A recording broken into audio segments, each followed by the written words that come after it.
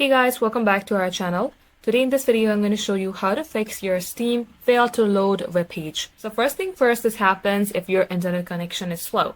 So make sure that you are connected to a very strong Wi-Fi. And you can also go ahead and reset your network. For that, come below at the search bar, type in network reset. Then you will see it under system settings, launch your network reset. Just select reset now and then select yes. This might restart your PC. Go ahead, restart your PC and see if this fixes your problem. If it's still not working, here's the last thing that you can try. Come below at the search bar, type in control panel. Launch a control panel, select internet options. From here, select advanced. Scroll all the way below and select use TSL 1.1.